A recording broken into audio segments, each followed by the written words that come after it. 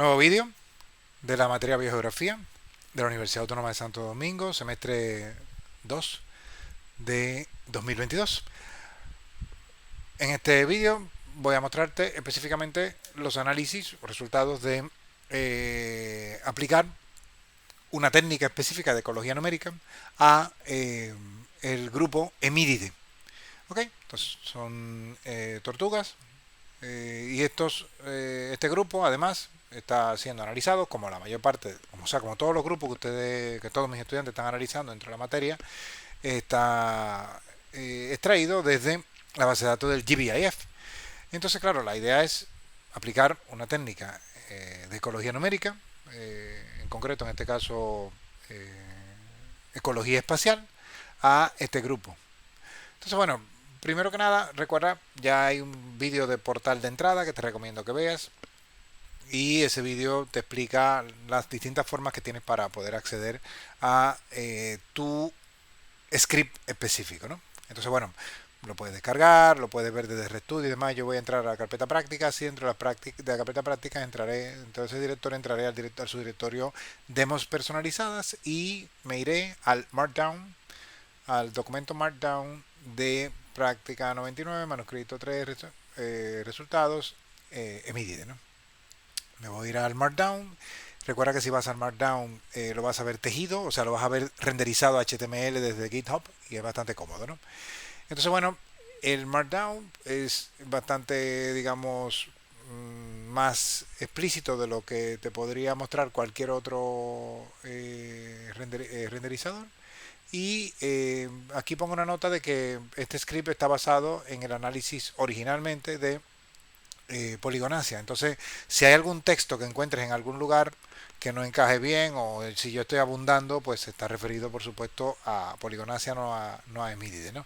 Entonces, bueno, básicamente porque la fuente es un script basado en poligonasia. Entonces, bueno, aquí está la parte más introductoria de cómo redactar la parte de resultados y demás. Y voy a saltar directamente a la parte de los análisis específicos, ¿no? De ecología espacial y técnicas de ordenación. Entonces, bueno, en técnicas de ordenación, dentro de los scripts específicos, bueno, pues todo esto que vas a ver aquí son las líneas de código que ejecuté dentro de R, concretamente en RStudio para facilitarme un poco el trabajo, y produjeron esas líneas los resultados que ves también como resultados de consola que aparecen abajo en cada caso donde haya resultados, ¿no? Normalmente están precedidos por esos dobles signos de número o a veces son resultados que se renderizan como tablas directamente, ¿no? Si quisieras, recuerda que lo puedes también descargar el repositorio completo, ya lo expliqué en el video anterior, y verlo desde RStudio, ¿no? Y verlo desde aquí concretamente, ¿no? Así que bueno, lo voy a ver desde GitHub porque me resulta un poco más fácil para que tú ahora veas en qué consiste la aplicación de esta técnica de ordenación a Emidide, ¿no? Bueno, como dije, son tortugas y bueno, la verdad es que no es tampoco, o sea, las jicoteas, ¿no? Comúnmente y no está muy bien representada en la base de datos del GBIF. Si vas a la base de datos del GBIF, bueno, la persona interesada, en este caso Abel, pues bueno, ya sabe que eran muy pocos registros y recuerda que además en GBIF los registros de presencia son realmente muy pocos, ¿no? Para este grupo. Entonces, bueno, es un grupo que desafortunadamente no es muy bueno para este tipo de análisis, ¿no? Porque requiere además una muestra, al menos necesita que los registros estén un poco, que el grupo esté un poco mejor representado en el país, ¿no? Entonces, bueno, nada, lo primero que... Ay, perdón, salté ahí al foro. Lo primero que verás es, bueno, cargo la matriz de comunidad. Lo puedes hacer, como te digo, solamente tienes que descargarte el R Markdown, recuerden, y lo puedes ir ejecutando tú y además personalizar tus pasos, ¿no? Bueno, nada, aquí lo primero que genero es cuántas filas hay, 48 en total, o sea, la matriz de comunidad ya fue generada en un script anterior, que ya hay un vídeo para eso, que además habrás visto, y un número de columnas que significa número de especies o en general número de taxones, ¿no? Porque en algunos casos incluso ni siquiera va al nivel de especies, ¿no? 9. Y además aquí está la lista, ¿no? Digo que hay otros que no son especies porque por ejemplo aquí hay dos géneros nada más, ¿no? Entonces se llegó a nivel de género en la identificación en este caso, ¿no? Y además incluso en otros casos son subespecies, ¿no? Bueno, pero nada, en todo caso eso es lo que tiene GBIF, no vamos a poder resolver nada y todo esto está además agrupado en tres géneros, ¿no? Trachemis, Pseudemis y Crisemis, ¿no? Y luego además de cada uno el género más abundante es, el género más especioso, perdón, es Trachemis, ¿no? Aunque realmente Trachemis está uno 2 3 4 y 5 realmente, ¿no? Y realmente a nivel de especies está uno 2 3 4 5 y uno no. O sea, realmente son 4 porque uno es una subespecie, ¿no? Ah, bueno, sí, 5 porque está de Cusata, ¿no? Y esto es referido a nivel de género, ¿no? Entonces, bueno, esto es el número de hexágonos donde aparece cada uno de los registros, sin eliminar ninguno en este caso de momento, ¿no? Y luego el problema de tener en una especie en un único hexágono es realmente complicado, ¿no? Porque solamente aparezca en un hexágono que haya un registro solamente para, por ejemplo, Pseudemic consigna floridana y Trachemis decusata, pues entonces es un problema, la verdad, ¿no? Entonces, bueno, por eso es que ves que aquí elimino con este código lo que hago que es decir, bueno, todas las que aparezcan en dos hexágonos o más, ¿no? Esto me lleva a tener los registros de los géneros. Bueno, es que hay muy pocos, la verdad, es muy desafortunado, la verdad, este grupo para trabajar esto, ¿no? Pero bueno, nada, en todo caso, me quedo únicamente con los registros en donde aparezca ese registro o esa especie o género aparezca en dos hexágonos o más. Si aparece en un único hexágono no lo mantengo. Por la siguiente razón, si no tienes ese registro, ese género o esa especie, no lo tienes en varios hexágonos, es muy difícil extraer patrones de ecología numérica. Entonces, bueno, estos son los hexágonos en donde aparecen cada uno de los registros anteriores y bueno, la mayor parte de los hexágonos tiene únicamente uno. Entonces, bueno, si uno dice aquí, bueno, ok, solamente un género o una especie representado, bueno, pues entonces si digo, me quedo nada más con los hexágonos en donde hay dos o más especies géneros, ¿no? Pues terrible, me quedo con muy pocos, ¿no? Entonces la muestra se reduce muchísimo, ¿no? Entonces, por eso conservé un uno. Si ves vídeos de otros grupos, por ejemplo, el caso de Fabacia, que es el caso más grande de todos, ¿no? Donde hay más registros de incidencia de todo GBIF para República Dominicana, verás que, bueno, pues aquí pongo un número grandísimo, ¿no? Entonces, bueno, esto lo que me hace, me da la posibilidad de quedarme con 48 hexágonos, ¿no? Y luego, claro, pues al final hago la consulta de si hay alguna fila o algún hexágono que tenga cero registro y bien, todas por lo menos suman más de cero, eso es true, está bien, podemos seguir adelante.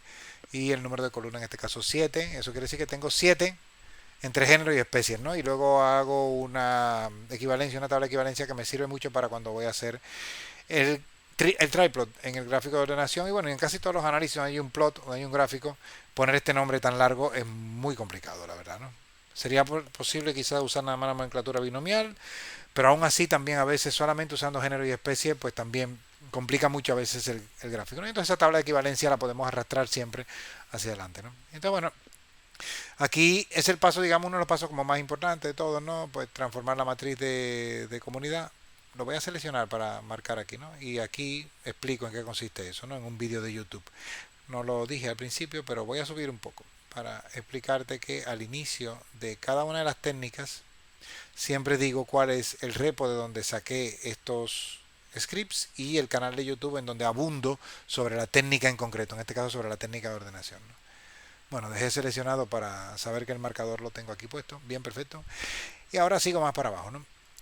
Bueno, luego descargo los hexágonos H3, que ya los tengo metido dentro de una carpeta, pero esos hexágonos H3 tienen un montón de información asociada sobre estadística zonal. Y entonces, claro, hay 136 variables y lo que hago es descargarlo desde un repositorio alterno, no este concretamente, otro, y todos esos datos vienen aquí. Si tú los quieres manipular, nada más tienes que ejecutar esto dentro de R y puedes manipularlos con mayor control sobre los datos, ¿no? Bien, bueno, aquí pongo unas líneas sobre seleccionar variables. Si quisiera seleccionarlas, me voy a quedar con todas, no hay problema para hacer el análisis de ordenación.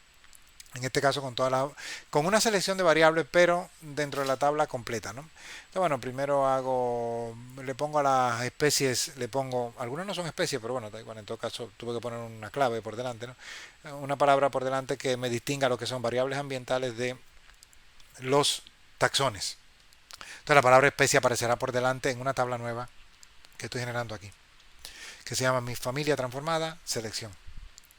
Y aquí lo que voy a hacer es básicamente unirla y generar una tabla nueva, o más bien aquí en este punto, genero una tabla nueva o un data frame nuevo que se va a quedar únicamente con las columnas de la información de uso y cobertura, o de cobertura más bien, generada por la Agencia Espacial Europea, y los datos bioclimáticos, las 19 variables bioclimáticas de Chelsea.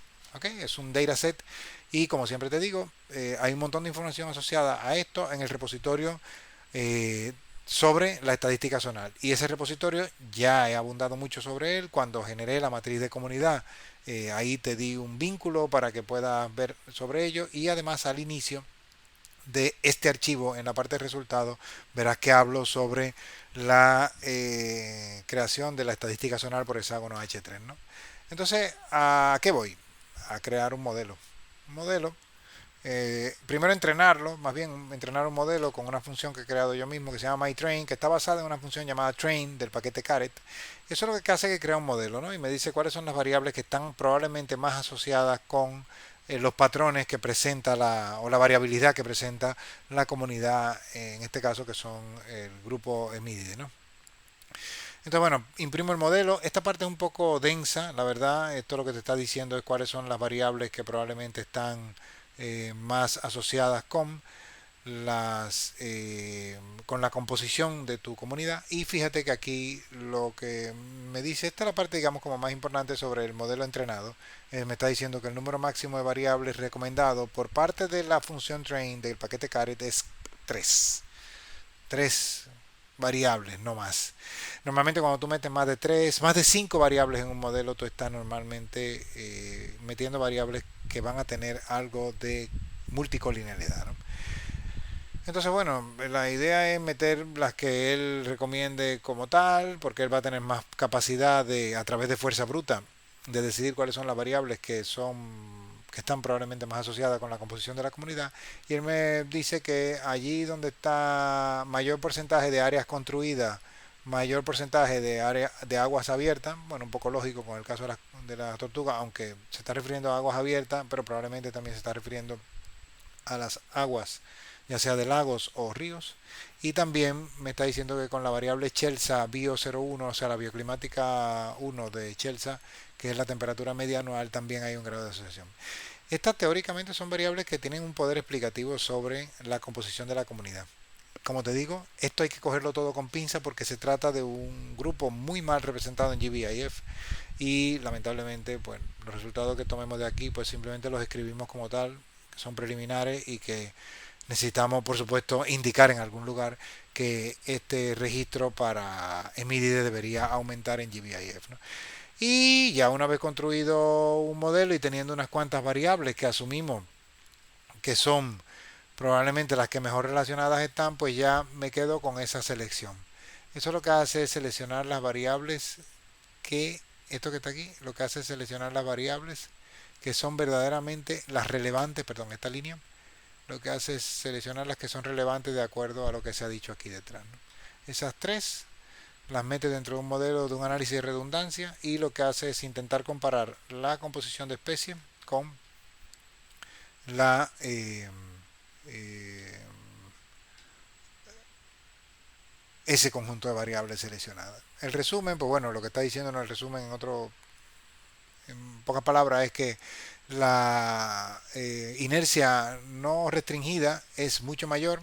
Eso es lo que está diciéndonos en otras palabras. Hay muchas otras variables que explican mejor la distribución de esta, en un 90% probablemente, y es mucho, y solamente a lo sumo un 10% de la varianza de esta matriz está explicado probablemente por el análisis de redundancia. Esto se debe, sobre todo, y esto es donde viene la parte precisamente de hacer análisis de ecología numérica un tanto más específico, esto se debe sobre todo a que estamos metiendo la matriz de comunidad completa y todas sus especies. Entonces, lo razonable sería ir seleccionando 2 o 3 especies que para nosotros sean relevantes e intentar explicar su distribución, o intentar explicar, no su distribución, pero intentar explicar su varianza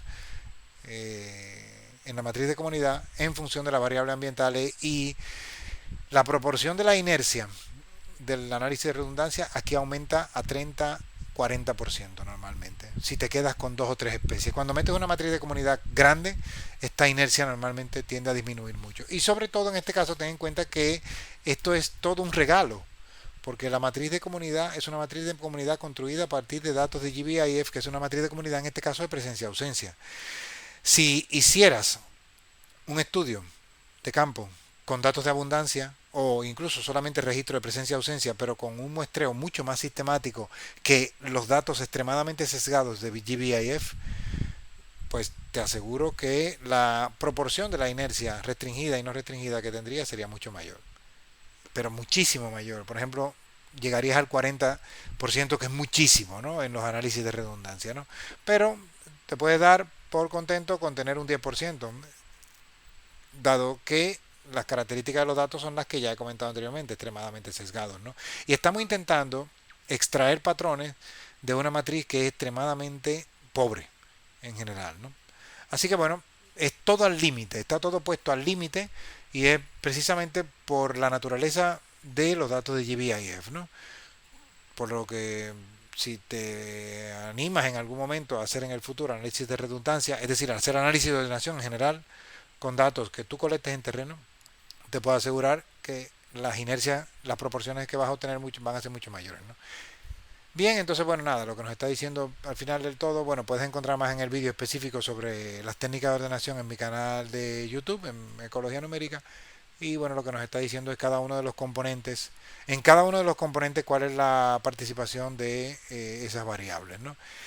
Y claro, fíjate, el R cuadrado ajustado, el no ajustado sería un 0.1 probablemente, pero el ajustado es 0.03, o sea, el 0.04 es el insesgado, ¿no? Pero lo interesante es que al menos, más detalles en el vídeo específico sobre técnica de ordenación, es que no hay multicolinealidad entre las variables. Tú dirás, bueno, de 136 variables me quedo con 3. Siempre pasa eso. Un modelo además con más de 5 variables, más de 5, 6, 7 variables, es un modelo que es un tanto inmanejable y casi con toda seguridad tiene variables que interactúan entre ellas, ¿no? Si tiene variables que interaccionan entre ellas, eso se llama multicolinealidad, es decir, variables que están explicando lo mismo. Entonces lo que están haciendo es inflando de manera ficticia la varianza y por lo tanto haciendo que el R cuadrado aumente de manera ficticia. Entonces ese modelo no tiene mucha utilidad, la verdad, no tiene un poder explicativo importante, ¿no? Bien, entonces nada, este es el triplot, que es como el resultado más importante, ¿no? Este lo podrías poner dentro de tu resultado, y lo que te está diciendo en otras palabras es que esta especie, ya no voy a entrar en el detalle porque esto ya lo puedes ver tú directamente buscando la matriz de equivalencias, que es track script 1, parece que se asocia más con las áreas construidas. Eso es lo que significa el triplot. Más detalles en el vídeo de ecología numérica, ¿ok? Aparentemente esta está más cerca de las zonas con aguas abiertas. Todas están en agua, eso sabemos, no están cercanas a zonas de agua, ¿no? Pero una cosa es que estén en zonas con agua y otra es que estén con zonas con agua y construidas, ¿no?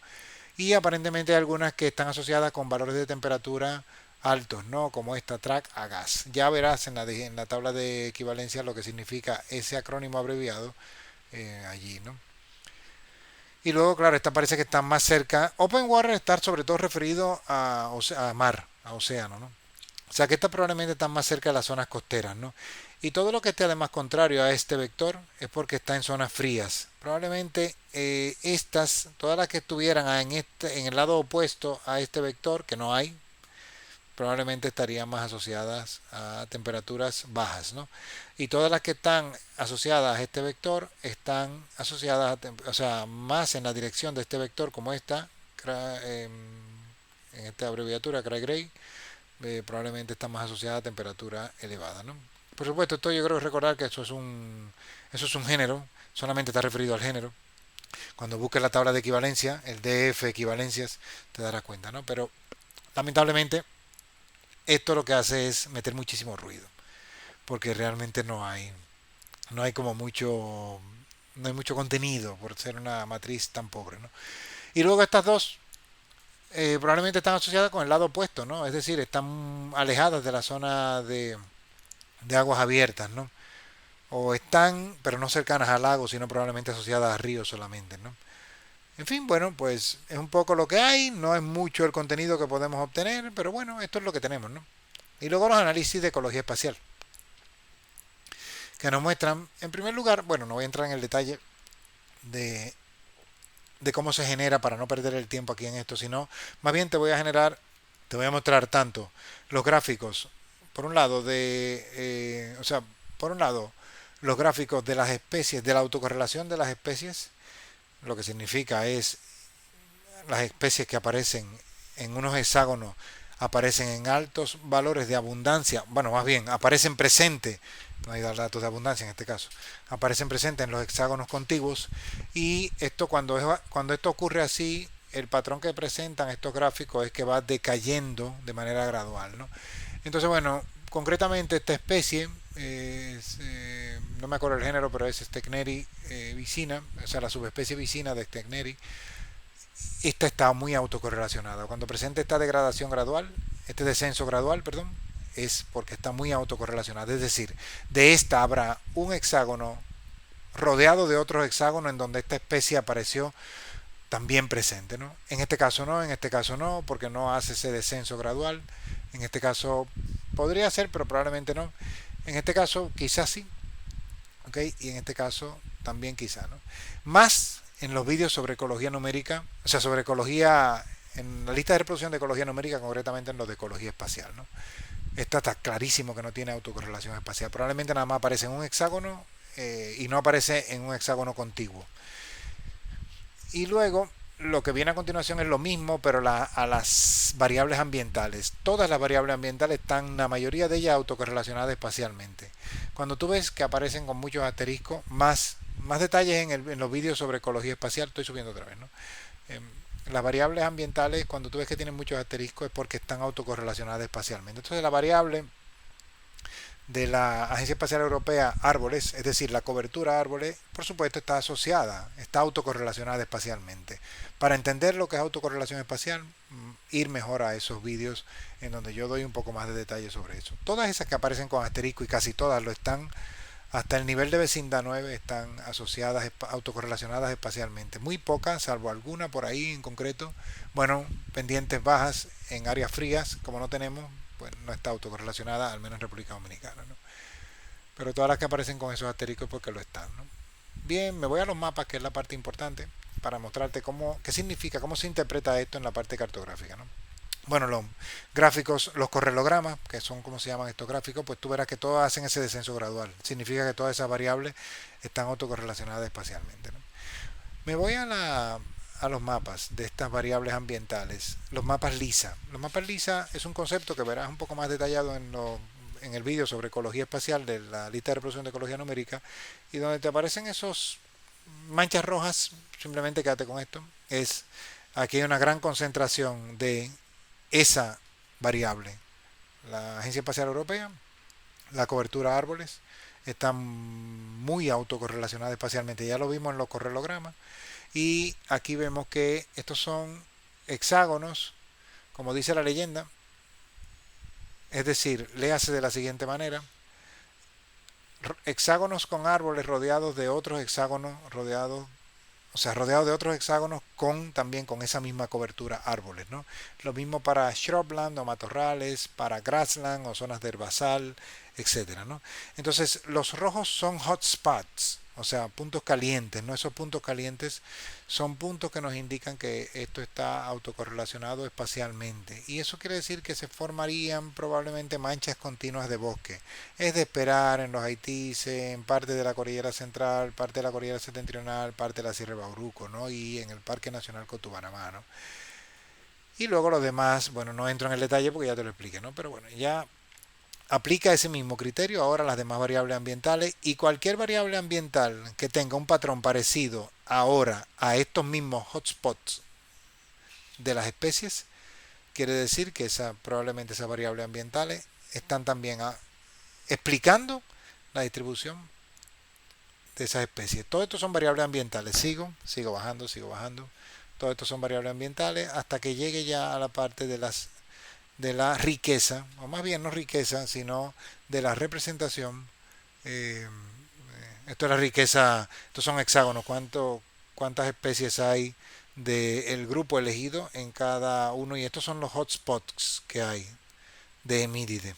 en República Dominicana, pero para GBIF. Como bien sabemos, sale un hotspot en Santo Domingo porque está sobre representado en el entorno, en la ciudad, en el Gran Santo Domingo, este grupo, ¿no? Pero hay también un hotspot aquí interesante, ¿no? En el borde suroeste. Y también en la zona de la Laguna de Cabral, o bueno, más al sur, sí, correctamente, en la parte de, en el borde oriental del país, en la zona de Punta Cana, Macao y demás, ¿no? Probablemente Punta de Agua, y en la desembocadura del río Yuna.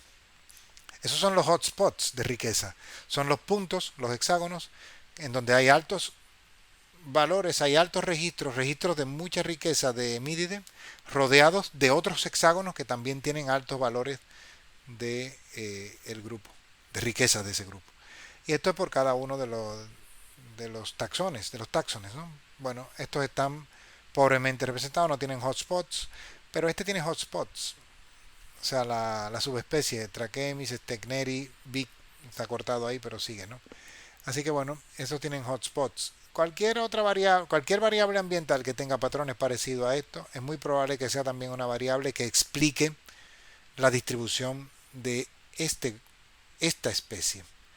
Y entonces como, como fuente exploratoria, este mapa es de gran utilidad porque tú empezarías por aquellas variables que tengan patrones parecidos y tienes entonces ahora que para que puedas ponerlo en tu manuscrito debes entonces mirar cuáles variables tienen patrones parecidos. El análisis de ordenación te dio unas pistas sobre eso también, ¿no? Pero lo importante es que aquí te lo está diciendo para la especie en concreto.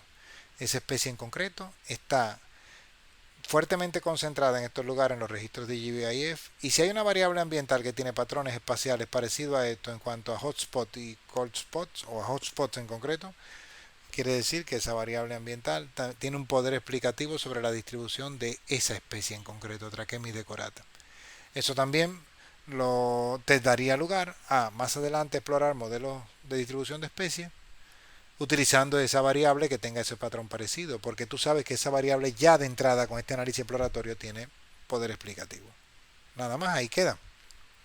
Esto es lo que se refería a Emídide aplicando las técnicas de ordenación ecología espacial.